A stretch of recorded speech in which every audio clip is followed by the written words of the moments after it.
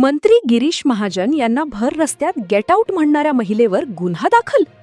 मुंबईमधून एक video viral झाला होता, ज्याच्यामध्ये एक महिला राज्याचे मंत्री गिरीश महाजन यांच्यावर प्रचंड चिडताना दिसते. महिलांचे आरक्षण समर्थनामध्ये भाजपाच्या वतीने आंदोलन सुरू होतं आणि या आंदोलनामुळे ट्रॅफिकमध्ये अडकलेली एक महिला थेट धावत जाऊन गिरीश महाजन यांना भिडली. तिने थेट मंत्र्यांना गेट आउट म्हटलं. जेव्हा पोलिसांनी तिला बाजूला नेण्याचा प्रयत्न केला तेव्हा तिने पोलिसांनाही सुनावलं. आता हा व्हिडिओ व्हायरल होताच काही जण या महिलेचे कौतुक करत होते, तर काही जण म्हणत होते की मंत्र्यांशी आणि पोलिसांशी अशी गेट आउट वगैरे अशी भाषा वापरणे हे चुकीचे आहे. तर काही जण म्हणत होते की ही नेमकं कोण आहे, तिला कोणी पैसे दिले, तिला कोणी पाठवलं असेल इतका तमाशा करायला, किती पैसे हिला मिळाले असते, असे प्रश्न सोशल मीडियावर येत होते. पण तेवढ्यात एक बातमी व्हायरल झाली. ती बातमी होती या महिलेवर तक्रार दाखल झाल्याची, ज्यामध्ये गुणरत्न सदावर्ते यांची मुलगी तिने या महिलेवर तक्रार दाखल केल्याची माहिती पत्रकार परिषदेत दिली. आणि मग अखेर या महिलेचं सत्य उघडकीस आलं. ही महिला नेमकी कोण आहे, तिच्यावर कशा प्रकारचा गुन्हा दाखल झाला आहे, तिला कोणी पाठवलं होतं, तिला कोणी किती पैसे हा तमाशा करण्यासाठी दिले होते का, ही नेमकं कोणत्या पक्षाची आहे, तिच्यामध्ये एवढी डेअरिंग कशी काय आली की ती थेट मंत्र्यांना गेट आउट म्हणू शकते. या सगळ्या प्रश्नांची उत्तरं आता समोर आली आहेत, कारण की मुंबई पोलिसांनी त्यांच्या अधिकृत एक्स खात्यावरून एक संदेश या प्रकरणाविषयी दिलेला आहे, ज्यामुळे या प्रकरणाचं सगळं चित्र आता स्पष्ट झालं आहे. मग आता या महिलेवर कशा पद्धतीने कारवाई होणार आहे, सदावर्ते यांच्या मुलीने कशा प्रकारे कोणत्या बेसवर या महिलेवर तक्रार दाखल केलेली आहे, काय आहे या महिलेचं खरं सत्य, चला जाणून घेऊया संपूर्ण सविस्तर रिपोर्ट. ठिकाण होतं मुंबईतील वरळीचा परिसर. तो परिसर त्या दिवशी नेहमीप्रमाणे गजबजलेला, पण त्या दिवशी वातावरणात वेगळाच विचित्र तणाव होता. नारी शक्ती वंदन अधिनियमच्या समर्थनार्थ आणि विरोधकांच्या निषेधार्थ भाजपच्या एका मोठ्या पदयात्रेचं आयोजन केलं होतं. जांभुरी मैदान ते NSCI डोम असा हा मोर्चाचा मार्ग ठरला होता. हजारो महिला रस्त्यावर आल्या होत्या. प्रचंड घोषणाबाजी सुरू होती. सगळं सुरळीत सुरू होतं तेवढ्यात गिरीश महाजन हे पत्रकार परिषद घेऊन त्या पत्रकारांशी बोलत होते. पण तेवढ्यात अचानक एक महिला येऊन इतका मोठा प्रकार होईल अशी कल्पना कोणी केली नव्हती. मंत्र्यासमोर ती महिला त्या ठिकाणी येऊन उभी टाकली. मोर्चा जो आहे तो संत गतीने हळूहळू पुढे सरकत होता. राज्याचे संकटमोचक मानले जाणारे मंत्री गिरीश महाजन प्रसार माध्यमांना प्रतिक्रिया देत होते. कॅमेरे सगळीकडे सुरू होते, माईक समोर होते, सगळीकडे कॅमेरा फिरवला जात होता, मोर्चाचं भव्य रूप दाखवलं जात होतं. पण तेवढ्यात ती महिला येऊन डायरेक्ट गेट आउट होऊ म्हणेल असा विचार कोणी केला नव्हता. पण त्या महिलेचं जे सत्य समोर आलं त्याने आणखीनच देश हादरणार होता. अचानक तेवढ्यात असं झालं, मंत्री महाजन त्या ठिकाणी प्रतिक्रिया देतानाच एक महिला गर्दीतून पुढे आली. हळूहळू ती पुढे सरकत होती. ती पाहत होती की इथे कोणता नेता उभा आहे. ती डायरेक्ट त्या नेत्याकडे आली. तिचा चेहरा संतापाने प्रचंड लाल झाला होता. कोणालाही काही समजायच्या आत ती मंत्र्यांच्या दिशेने जाऊ लागली. काही लोकांनी तिला अडवण्याचा प्रयत्न केला, पण ती अडली नाही. ती थेट मंत्र्यासमोर जाऊन उभी राहते. आजूबाजूचे बॉडीगार्ड आणि कार्यकर्ते डायरेक्ट थक्क होतात. आणि ती महिला एक वाक्य उच्चारते आणि ते वाक्य वाऱ्यासारखं व्हायरल होतं. ती महिला इंग्रजीमध्ये ओरडते, what is this, get out from here. म्हणजे हे काय चाललंय, इथून निघून जा. ती एवढ्यावर थांबली नाही.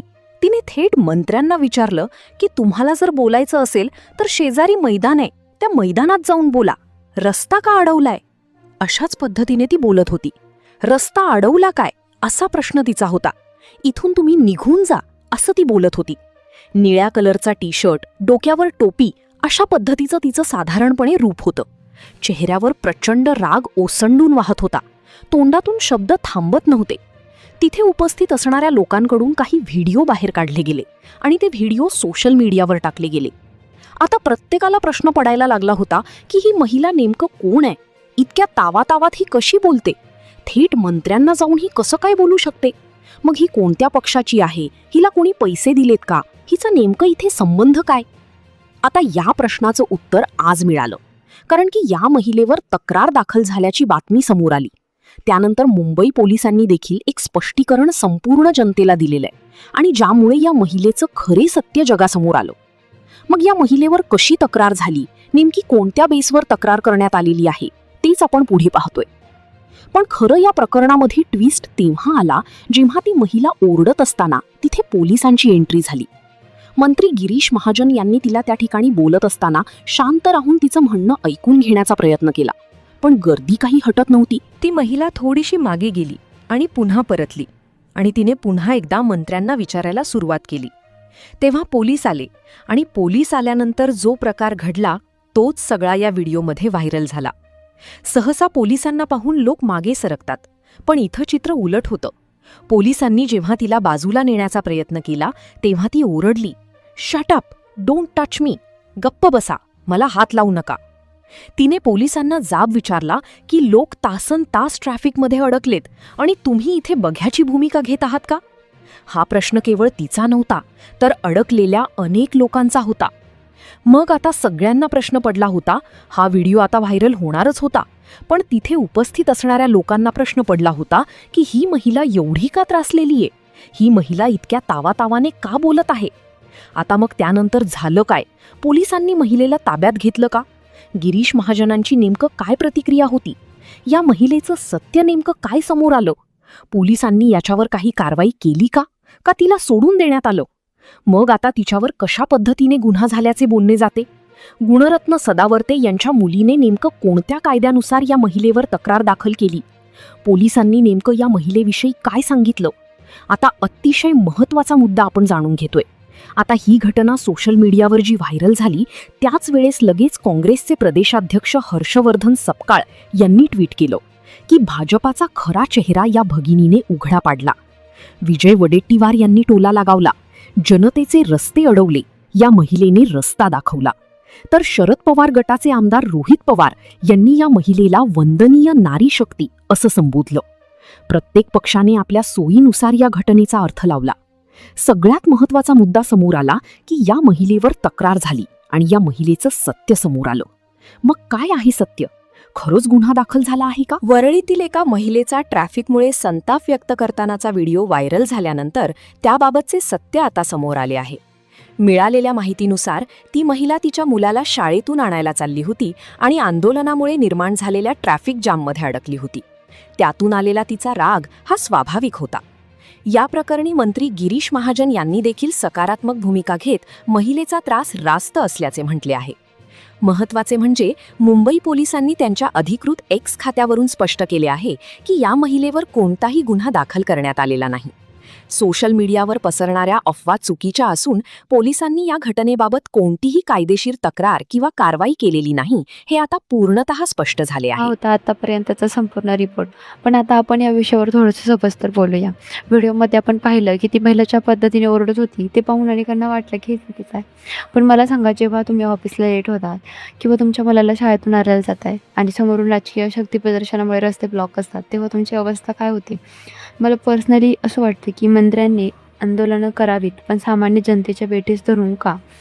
गिरीश महाजन यांनी जरी समंजसाची भूमिका घेतली असली तरी अशा पद्धतीचे मोर्चे मुंबईसारख्या शहरात, तिथे आधीच ट्रॅफिकची समस्या आहे, तिथे किती योग्य आहेत? तुम्हाला काय वाटतं? ज्या महिलेचा राग जायज होता तिने थोडंसं हातापाने बोलायला हवं होतं. मला कमेंट्समध्ये नक्की सांगा. आता दुसरी गोष्ट म्हणजे या घटनेचं झालेलं राजकारण. काँग्रेस असो, शरद पवार गट असो किंवा भाजप, सगळ्यांनी आपापल्या सोयीनुसार या महिलेला वापरून घेतलं. कुणी तिला वंदनीय नारी शक्ती म्हटलं, तर कुणी तिला विरोधकांची एजंट ठरवण्याचा प्रयत्न केला.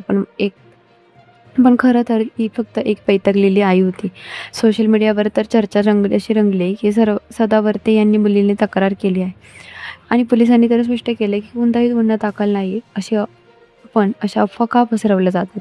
लोकशाहीत मंत्र्यांना जास्त विचारणं हा गुन्हा आहे का?